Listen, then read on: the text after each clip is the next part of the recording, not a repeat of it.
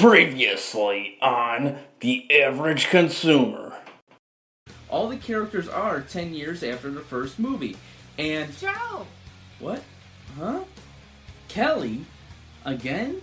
I promise this time, you come have fun with me in Las Vegas, I will not get into your videos anymore. I promise you, I won't bring any of your videos anymore. The plan to get you out to Vegas, get you drunk, leave you in the middle of nowhere where there's no movie theaters to review your dumb average consumer videos.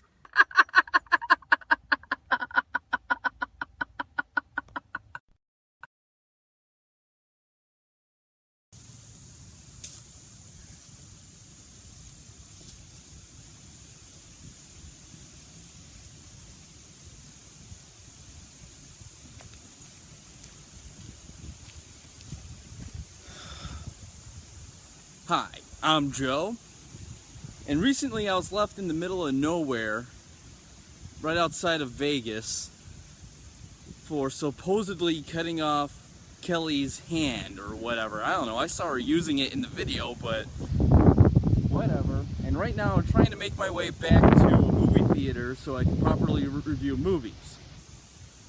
But screw it, I'm going to review a movie anyway. So here's what the average consumer thinks of GhostBusters. No, not that one. No. The other one. No, the real one. No, not that. Yeah. That. We have dedicated our whole lives to studying the paranormal. Now there's sightings all over the city. There are people out there that need our help. Holtzman, you're a brilliant engineer. Aaron, no one's better at quantum physics than you. We can provide a real service. Okay, so let me start off by saying I'm giving this movie an eh. Because, I'll get into that later, but for the first reason, it's this internet backlash about it not being funny, about it being all female, about, you know, the trailer was the most disliked trailer in the history of YouTube. I want to start off by addressing these points, because it's important to how I feel about this movie, because I feel very strongly about this movie.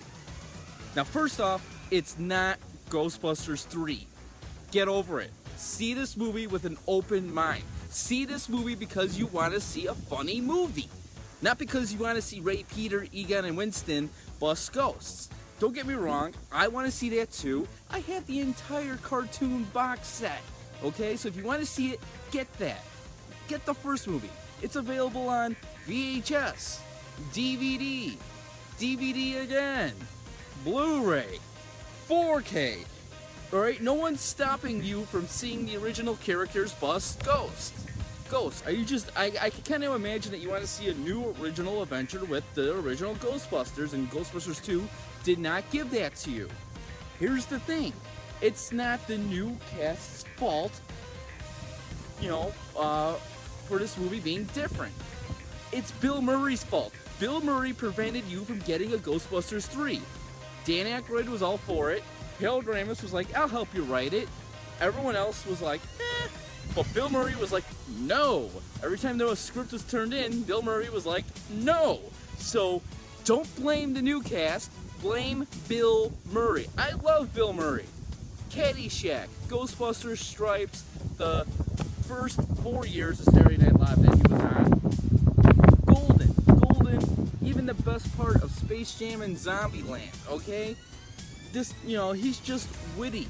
And every time he's on David Letterman, he's great. But if you're gonna get mad at someone for not giving you a Ghostbusters 3, it should be exclusively Bill Murray.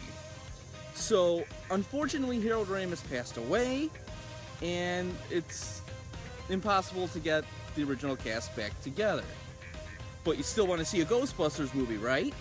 Well, that's where this new movie comes in. It's a retelling of Ghostbusters, alright, the story, but in its vaguest form. It's not Kristen Wiig being Peter Bateman, it's not Melissa McCarthy being Ray Stantz. They're original characters that set up a ghost hunting business. And it does everything that the first movie did. And it does it really funny. The cast has chemistry. And here's another point I want to make. So in the original 1984 that everyone loves so much, the fourth Ghostbuster was supposed to be Eddie Murphy. He turned it down, I think to do Beverly Hills Cop or whatever. So good news for him, bad news for Ghostbusters. Instead they got Ernie Hudson. Nothing against Ernie Hudson, but he's no Eddie Murphy. So all of Winston Zedmore's comedic lines, except for a few, got trimmed out. Whereas in this movie, they have a good female actress to play the Winston role, the Leslie. I'm getting my facts mixed up, but anyway, they got all four Ghostbusters to be comedians, okay, instead of 3 and Ernie Hudson. So that's what this movie has got going for it. And if you want, the flaws I have with it are this: the special effects. It's not that they're bad; it's that they're average. They're supposed to be great for a supernatural movie like this, where if you're gonna have ghosts in your movie, can you have good ghosts instead of just average, which look like ghosts that would be in a made for DVD, made for Netflix, or even TV commercial. You know, they just look average. They don't look bad. They just don't look like they had the right amount of effort put into it. Which ties into my next point, which that I did not like about it, which is the over-the-top ending. If you watch the original, heck, even Ghostbusters 2, or even the cartoon for that matter, the endings built up, but weren't totally fireworks shows.